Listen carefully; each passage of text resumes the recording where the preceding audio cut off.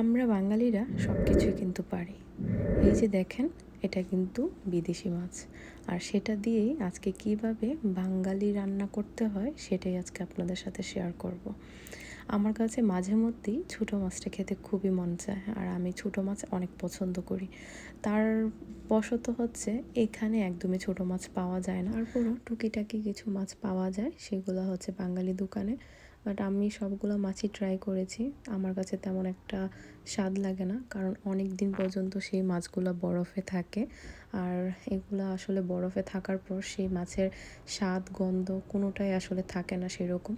তো আমি সেই আনাটা এখন ছেড়ে দিয়েছি। থেকে আমেরিকার যে সি ফুড মার্কেটগুলো থাকে ওইখানে কিন্তু ভালোই আসলে মাছগুলো পাওয়া যায়, একটু ফ্রেশ থাকে।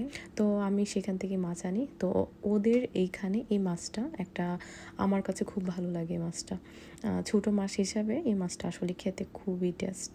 তো ওই দিন এনেছিলাম এই মাছটা, আর এই মাছটা পরিষ্কার করার একটা ঝামেলা আছে।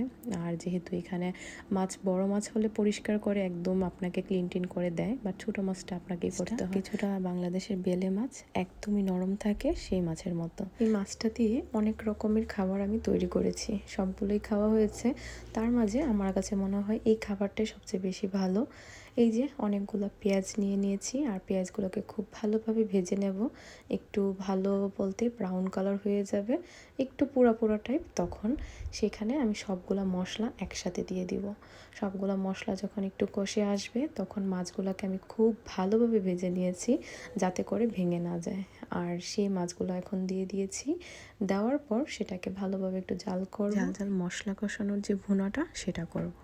আর এটা গরম ভাতের সাথে খেতে কিন্তু খুবই ভালো লাগে। তো কি আর করার, বাঙালি মাছ পাই না, বিদেশি মাছ দিয়েই বাঙালি স্বাদটাকে পূরণ করি।